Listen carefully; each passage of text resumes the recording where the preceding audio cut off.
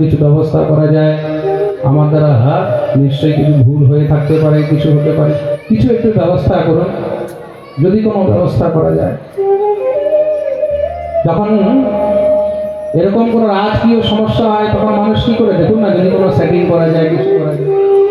আপনি দেখুন কিছু যদি করা যায়, বলে হ্যাঁ একটি উপায় আছে, কি বলে, তুমি যদি তোমার বুকের একটু মাংস কেটে আমাকে দাও, তাহলে আমি রাজাকে হয়তো দেখাতে পারবো যে দেখো তোমার একদম অতি আপন, তোমার আদেশ মেনে শরীরের মাংস পর্যন্ত কেটে দিয়ে দিয়েছে।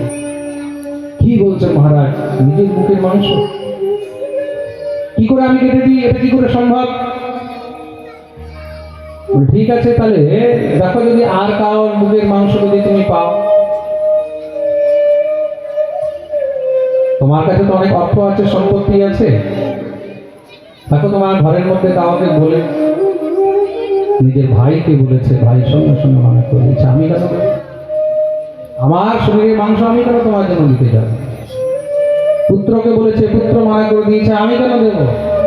স্ত্রীকে বলেছে, স্ত্রী মানা করে দিয়েছে, পিতাকে বলেছে, পিতা মানা করে দিয়েছে, যাকেই বলছে সবাই মানা করে দিয়েছে।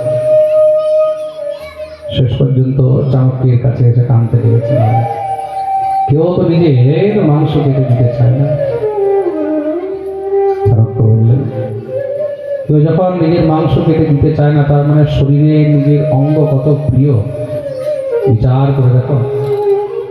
আজ তুমিও দিতে চাইছো না, আর তুমি বলছো যে জীব হত্যা করে, পশুদেরকে হত্যা করে তাদের মাংস ভক্ষণ করলে তখন আমাদের সমস্ত সব মিটে যাবে। পরের দিন রাজসভায় সব আবার আয়োজিত হলো। রাজা বললেন, মন্ত্রীবর কি উপায় খোঁজা হলো? এই মন্ত্রীবর বললেন, মহারাজ এই মাংস ভক্ষণের যে আমি বিচার দিয়েছিলাম সেটাকে আমি প্রত্যাহার করলাম, আমি সেটাতে সহমত নেই। তাহলে একটা জীবকে যখন হত্যা করা হয়, যখন তাকে মারা হয়, তখন যে তার কতটা বেদনা হয়, তার গৃহের মধ্যেও তার মাতা পিতা ভাই বন্ধু সব রয়েছে, তারা তো রয়েছে কিনা, তারা তখন কত করুণ ক্রন্দন করে। মহারাজ আমি এটা বুঝতে পেরেছি, তার জন্য মাংস ভক্ষণ দিয়ে নিজের পেট যদি ভরতে হয়, তার থেকে ভালো পরিশ্রম করে আমরা আরো ব্যবস্থা করব, তাতে যেন অন্ন সঞ্চয় করা যায়। আর সেই বুদ্ধি নিয়ে তখন গিয়ে চারদিকে আস্তে আস্তে ছোট ছোট নদী তৈরি করা হলো। বড় বড় নদী থেকে, যেটাকে আজকে ডেটে আমরা ক্যানাল বলি, এটা বিন্দুসারের সময় কিন্তু তৈরি হয়েছে, ফ্রেন্ডস বলো, জলের ব্যবস্থা করা হলো। আস্তে আস্তে সেটা দিয়ে চারদিকে মহারাজ জমি চাষবাস করা আরম্ভ হলো, অন্য সঞ্চয় হয়েছে। বলিয়ে ভক্তবৎসল ভগবান কি। তার জন্য প্রথম হলো আহার শুদ্ধি। যতক্ষণ আহার শুদ্ধি হবে না, মন চিত্ত শুদ্ধ হবে না, মন উদ্বিগ্ন থাকবে। अहिंसा सत्यमस्तेयं यावद् अर्थ परिग्रह ब्रह्मचर्यं तपः शौचं स्वाध्याय पुरुषार्चन। सर्वप्रथम अहिंसा, हिंसा त्याग करते হবে। প্রেম সে বলো, সত্য, সত্যের মার্গ নিয়ে চলতে হবে। কেন, তুমি যত সত্য বলবে, যত তুমি সত্যের পথে চলবে, ততই তুমি নির্ভয় হয়ে থাকবে। মনে রাখবে, যে সত্যের পথে আছে তার ভিতরে কোনো ভয় থাকে না। প্রেম সে বলো, সত্যমস্তেয় অস্তেয় অর্থ পরিগ্রহ। তুমি যা অর্থ নিয়েছো, সেই অর্থ জীবনে যা সঞ্চয় করেছো, সেটাকে সৎকর্মে লাগাও, সৎ কাজে লাগাও। সেটা দিয়ে যত পারবে তত ধর্ম করবে, ভগবত সেবা করবে, সাধুগুরু বৈষ্ণবদের সেবা করবে, সৎ কাজে লাগাও। সে হলো আমাদের মন্দির পক্ষ থেকে আমাদের ভক্তরা আপনাদের মধ্যে এখন আসবে। আপনারা যারা যারা মন্দির নির্মাণে এবং গৌশালা নির্মাণে শ্রী রাধা গোবিন্দ মন্দিরের উদ্দেশ্যে যে যা অর্পণ করবেন, তখন অর্পণ করবেন। বলিয়ে ভক্তবৎসল ভগবান। তৎপশ্চাৎ ধ্যান করবে। কার ধ্যান করবে? স্বয়ং ভগবান শ্রীহরি। संचिन्तये भगवतश्चरणारविन्द वज्राङ्कुशध्वज सरोरुहलाञ्छनाढ्य उत्तुंग रक्त विलसन नखचक्रवाल ज्योत्स्नाभिराहत महदृदयान्धकार संचिन्तयेत् भगवतश्चरणारविन्दम भगवाনের চরণের ধ্যান করবে সব থেকে আগে কিসের ধ্যান করবে জোরে বলো হ্যাঁ চরণের ধ্যান করবে কেন ভগবানের যখন দর্শন করে তখন সর্বপ্রথম ভগবানের চরণ দর্শন করা উচিত ডাইরেক্ট মুখে নয় চরণ থেকে দর্শন আরম্ভ করবে চরণ থেকে আস্তে আস্তে এবার মহারাজ উপরের দিকে উঠবে হাঁটু কোমর তারপরে গিয়ে উদর তারপরে গিয়ে এবার বক্ষস্থল তারপরে মুখমণ্ডল এই প্রকার গোবিন্দের দর্শন করবে আর চিন্তন করতে করতে শ্রী গুরুদেব প্রদত্ত মন্ত্র জপ করতে থাকবে यच्छोचनी श्रितशरत्प्रवरोदकेन तीर्थेन मूर्ध्यधिकृतेन शिव शिवो ध्यातुर्मनः समलशैलनिश्रेष्ठवज्रं ध्यायेत् चिरं भगवतः शरणारविन्दं भगवत पादपद्मे नित्य ध्यान করবে একদিনে হয়তো ধ্যান বসবে না দুদিনে বসবে না তিন দিনে বসবে না কিন্তু তুমি যখন সতত নিত্য ভগবানের ধ্যান করবে ধ্যান করতে করতে করতে করতে করতে করতে মহারাজ 2 দিন 4 দিন 5 দিন 10 দিন পরে আস্তে আস্তে ধ্যান বসতে শুরু হয়ে যাবে আর যেদিন তোমার ধ্যানে গোবিন্দের চিন্তন শুরু হয়ে যাবে মনে রাখবে সেদিন আর কিছু ভালো লাগবে না সেদিন মনে হবে তোমার সবকিছু গোবিন্দ হরণ করে নিয়েছে छीन लिया मेरा भोला समन राधा रमण मेरे राधा रमण छीन लिया मेरा भोला समन राधा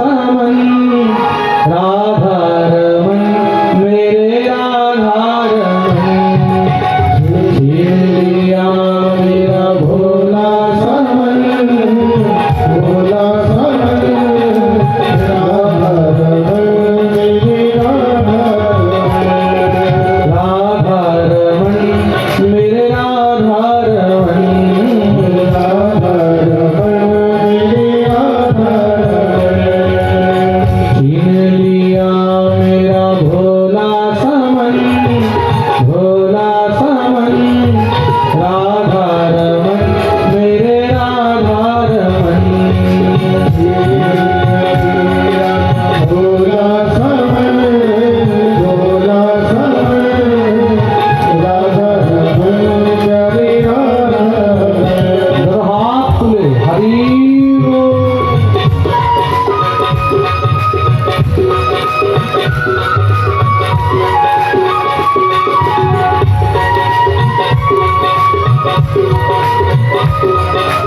वृंदावन बिहारी लाल की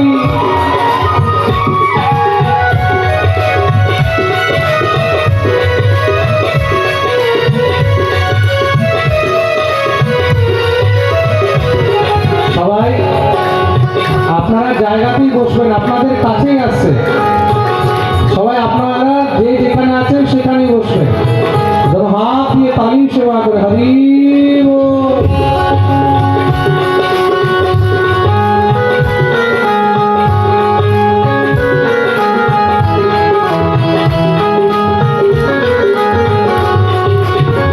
गोकुल का वाला वो ब्रज का बसैया गोकुल का वाला वो ब्रज का बसैया सखियों का मोहन और माँ का कन्हैया सखियों का मोहन और माँ का कन्हैया भक्तों का जीवन और निर्धन का धन भक्तों का जीवन और निर्धन का धन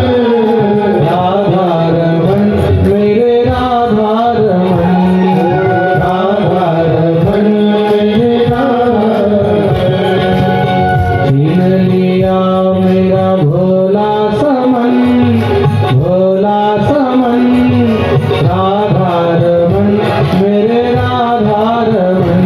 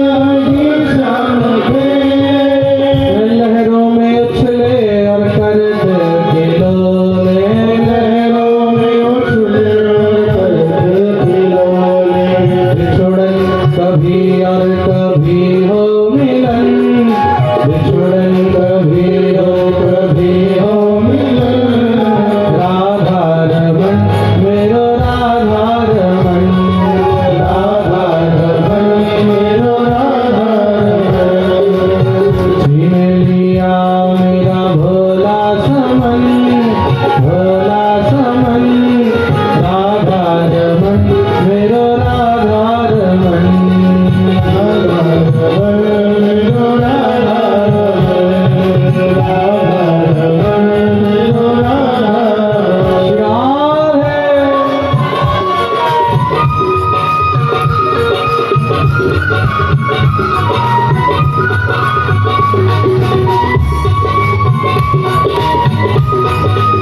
वृंदावन बिहारी लाल की, श्री राधा रानी की।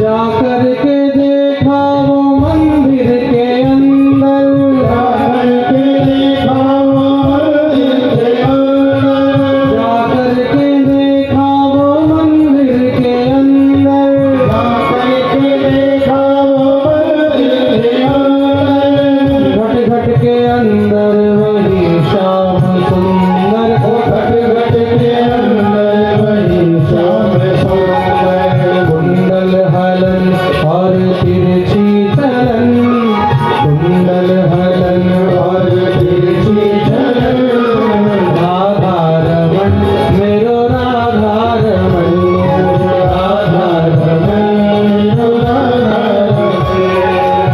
छीन लिया मेरा भोला समन, भोला समन, राधा रमन मेरो राधा रमन, छीन लिया मेरा भोला समन, भोला समन, राधा रमन मेरे राधा रमन, छीन लिया मेरा भोला समन, भोला समन, राधा रमन मेरो राधा रमन, छीन लिया मेरा भोला समन, भोला समन, राधा रमन मेरो राधा रमन, ओ राधा रमन मेरो राधा रमन, राधा रमन मेरो राधा रमन, राधा रमन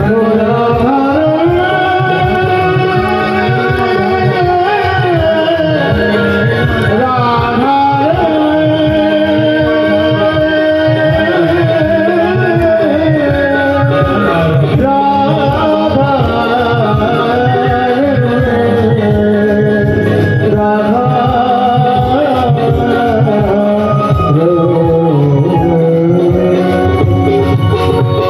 पूरी राधा रमण लाल की जय। সবাই নিজে নিজের জায়গায় বসে যাবে যারা যেখানে ছিলেন। छीन लिया मेरा भोला समन, राधा रमन मेरे राधा रमन, राधा रमन मेरे राधा रमन, राधा रमन मेरे राधा रमन। बोलिए भक्त वत्सल भगवान की जय। যারা যেখানে আছেন সেখানে বসে যান। মা একমাত্র ভক্তির দ্বারাই কিন্তু জীব এই ভববন্ধন থেকে মুক্ত হতে পারে। এই সংসারের জন্ম মৃত্যুর যে চক্র, আমরা সবাই কিন্তু তার মধ্যে কষ্ট পাচ্ছি। জন্ম নিতেও কিন্তু কষ্ট, খুব মন দিয়ে শুনলে। জীব যখন মাতৃগর্ভে আসে, তার মাতৃগর্ভে প্রথম রাত্রিতে জীব একটা শুধু বালুর কণার মতন থাকে। কলঙ্কৈক রাত্রেণ পঞ্চরাত্রেণ বুদ্বুদম, যখন 5 রাত্রি হয় তখন গিয়ে মাতৃগর্ভে একটা বুদবুদের সমান হয়। যখন 10 রাত্রি হয় তখন গিয়ে একটা কুলের সমান হয়। দশা হেন তু করতন্দু, আমরা যে কুল খাই না সেই কুলের সমান।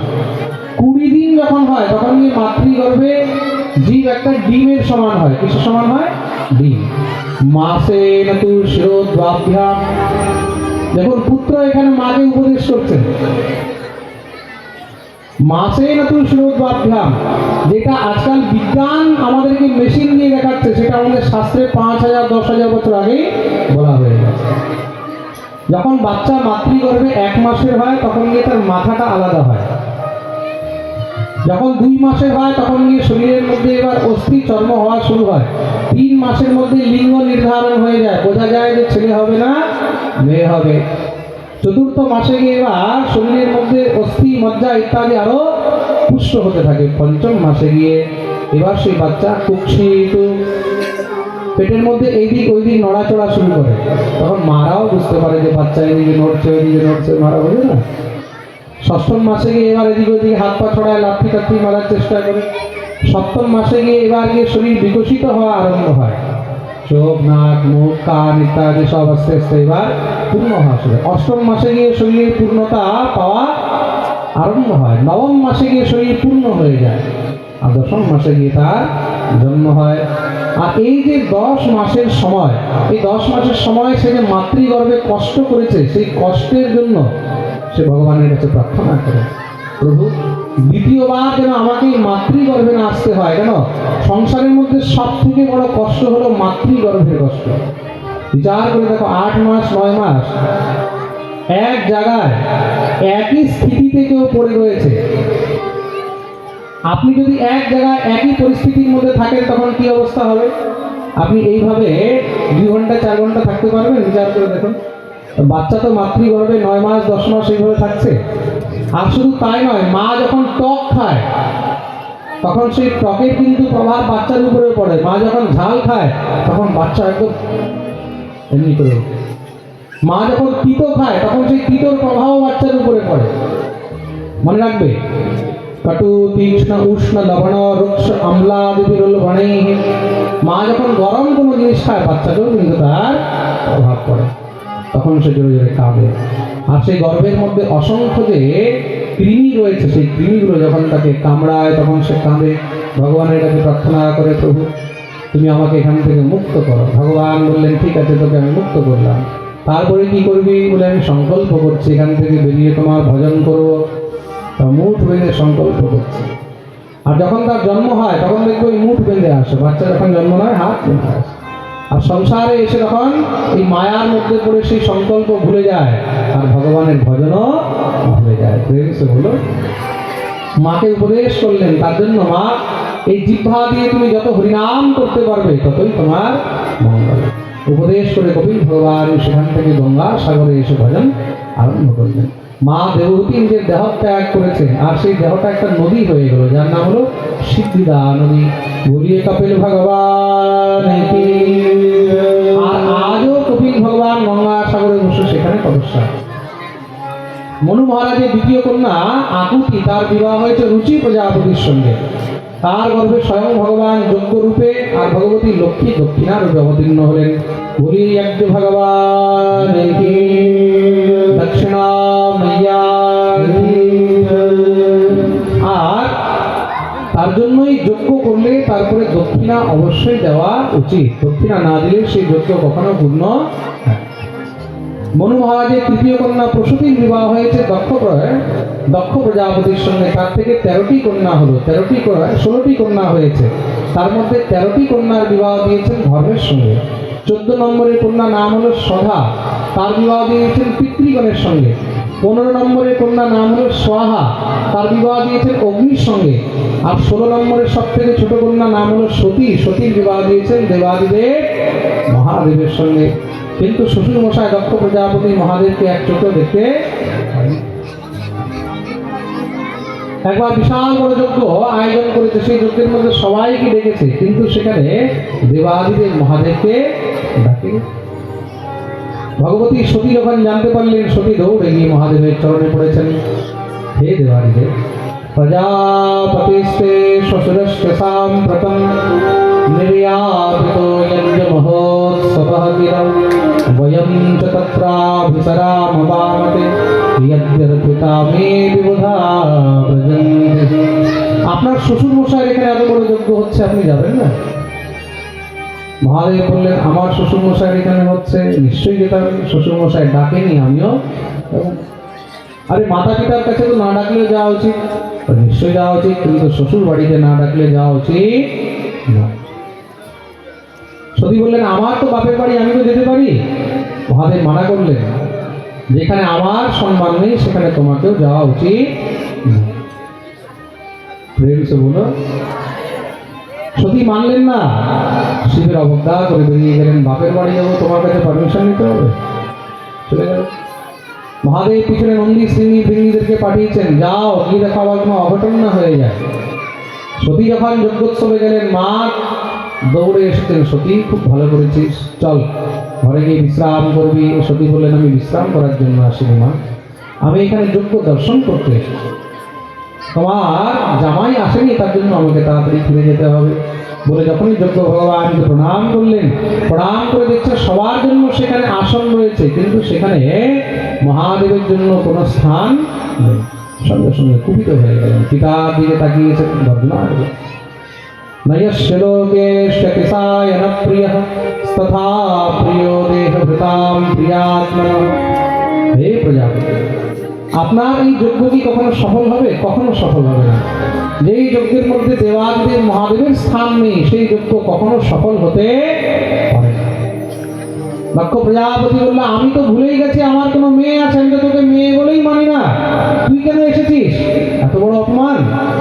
ভগবতী সতী বললেন, তাহলে আমি এই দেহ নিয়ে মহাদেবের কাছে কি করে ফিরে যাব, যেই দেহ তোমার শরীর থেকে উৎপন্ন হয়েছে? আমিও নিজের এই দেহ এখানেই ত্যাগ করে দিলাম। বলে সঙ্গে সঙ্গে বিরহ অগ্নিতে সেখানে সতী নিজের দেহ ত্যাগ করে দিলেন। সতীর দেহ ত্যাগ হয়েছে খবর যখনই মহারাজ রুদ্রগঙ্গা দৌড়ে গিয়ে মহাদেবকে দিলেন, মহাদেব ক্রুদ্ধ হয়ে সেখানে মহারাজ জটা ছিঁড়ে ছুঁড়ে মারলেন।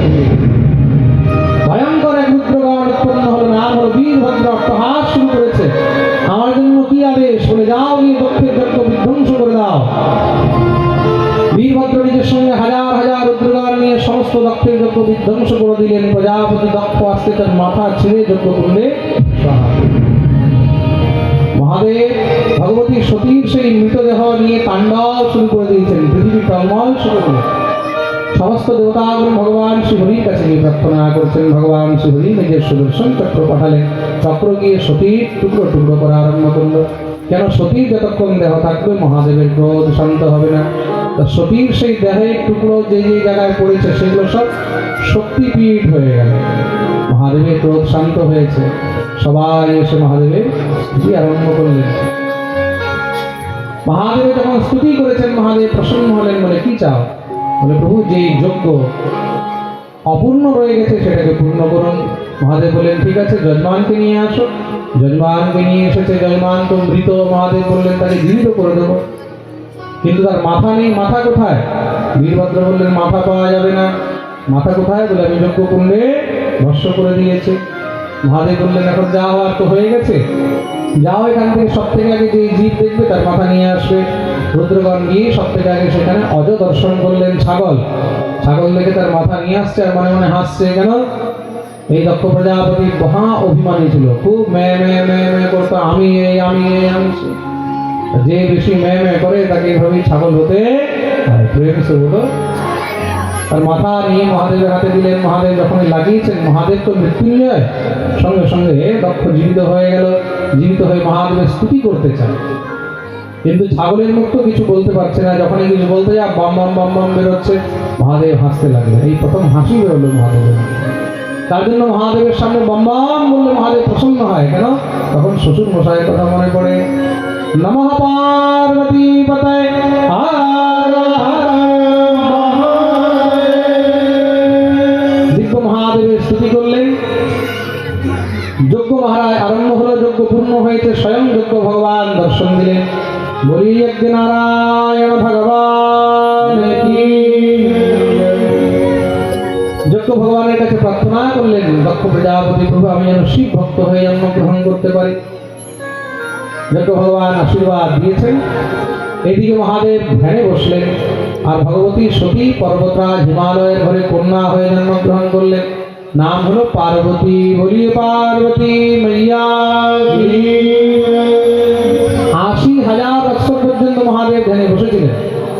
प्रेम से बोलो।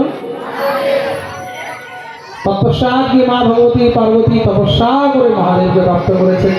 আবার দেবাদিদেব মহাদেবের সঙ্গে মা ভগবতী পার্বতীর বিবাহ হলো। দেখুন, ভগবতী গৌরী শঙ্করেরই ছিলেন আর শঙ্করেরই থাকলেন। যতই জন্ম নেন না কেন, শিব ছাড়া গৌরী অন্য কারোর কখনো প্রেম সে বলো। ভোলেনাথের দিব্য বিবাহ উৎসব হয়েছে। ভোলেনাথের বিয়েতে বরযাত্রী কে কে? ব্রহ্মা, বিষ্ণু, ইন্দ্র, চন্দ্র, সূর্য, যত সব দেবী দেবতারা সব মহারাজ সেজে গুজে বরযাত্রীর জন্য এবার রেডি হয়ে বেরিয়েছেন। যখনই বেরিয়েছে এবার বরযাত্রীর মধ্যে শিবের যে গণ, শিবগণ তারাও চলে এসেছে। আর শিবের গণ কারা কারা? ভূত, প্রেত, পিশাচ, যোগিনী, ডাকিনী। এখন দেবতারা দেখছে আমাদের তো বেজ্জতি হয়ে যাবে এগুলোর সঙ্গে গেলে, তা দেবতারা একটু পিছনে পিছনে চলছে, ভূত প্রেতগুলো আগে আগে চলছে। আর মহাদেবের গন্ধ তারা সব মিলে উচ্চস্বরে হরিনাম সংকীর্তন করছে। আর নাম সংকীর্তন হচ্ছে পিছনে, মহাদেব আছে সামনে। তার নাম সংকীর্তনকে কখনো পিঠ দেখিয়ে যেতে নেই। মহাদেব যাচ্ছে কিসে? বৃষের উপরে। বৃষ মানে ষাঁড়। আমরা তো যখন যাই তখন কিসে যাই? ঘোড়ার গাড়িতে, তাই তো? আজকাল তো ঘরে ঘরে সব মারুতি কারে করে যায়, আগেকার দিনে তো ঘোড়ার গাড়িতে করে যেত, ঘোড়ার উপরে যেত। মহাদেবের তো একমাত্র বাহন হলো বৃষভধ্বজ। তো মহাদেব বৃষের উপরে বসে যাচ্ছেন, পিছনে পিছনে নাম সংকীর্তন চলছে। মহাদেব দেখলেন এটা তো অপরাধ হবে, মহাদেব তাড়াতাড়ি করে উল্টো হয়ে বসে গেছে। ষাঁড়ের উপরে উল্টো হয়ে বসে লেজ ধরে সবাই কীর্তন করছে, মহাদেবও কীর্তন করতে করতে যাচ্ছেন। এই হলো ভক্তের বরযাত্রা। প্রেম সে বলো। এই প্রকার মহাদেব উপস্থিত হয়েছেন। শিব বিবাহের অনেক সুন্দর কথা রয়েছে শিব চরিত্রের মধ্যে, শিব মহাপুরাণে। কোনো সময় যদি মহাদেব কৃপা করে তা আমাদের এইবার তো তৃতীয় বৎসর ভাগবত হয়ে গেল, তাই তো? 3 বছর আমাদের ভাগবত পূর্ণ হলো। আগামীবার আমাদের পাঠের মধ্যে হয়তো শিব মহাপুরাণ কথাও হতে পারে, বা রাম কথা হতে পারে, বা গৌর কথা হতে পারে। যদি মহাদেব কৃপা করবে, মহাদেবের চরিত্র আমরা আরো বিস্তারে শ্রবণ করবো। মহাদেব যখন বিয়ে করতে গেছে, দুয়ারে তো মহাদেবকে দেখে শাশুড়ি বেহোশ হয়ে গেছে, পার্বতী মা ভগবতী মায়েরা বেহোশ হয়ে গেছে। কি রূপ! বাগম্বরায় দিগম্বরায় ভস্মাঙ্গ রাগায় নমঃ শিবায়। বিচার করে দেখুন, মেয়ের বিয়ে আর ঘরের মধ্যে জামাই এসেছে, আর জামাইকে বরণ করতে শাশুড়ি গেছে, গিয়েই দেখছে গলার মধ্যে সাপ ঝুলছে, গলার মধ্যে মুন্ডমালা, শরীরের মধ্যে চিতা ভস্য, জটা জুট ধারণ করে ব্যাঘ্রচন্দ্র। তখন শাশুড়ির কি অবস্থা হবে? শাশুড়ি বেচারি কাঁদছে, আমার তো মেয়ের তো কপাল ফুটে গেল। সবাই বোঝাচ্ছে কপাল ফুটেনি, তোমার মেয়ের কপাল আরো উজ্জ্বল হয়ে গেছে। কেন? শিব সমান দাতা নেহি কোই। শিবের সমান এই সংসারের মধ্যে দাতা আর দ্বিতীয় কেউ। শিবের সমান বৈরাগী কেউ নেই, শিবের সমান ত্যাগী কেউ নেই, আর শিবের সমান পরম মঙ্গলময় সংসারে আর কেউ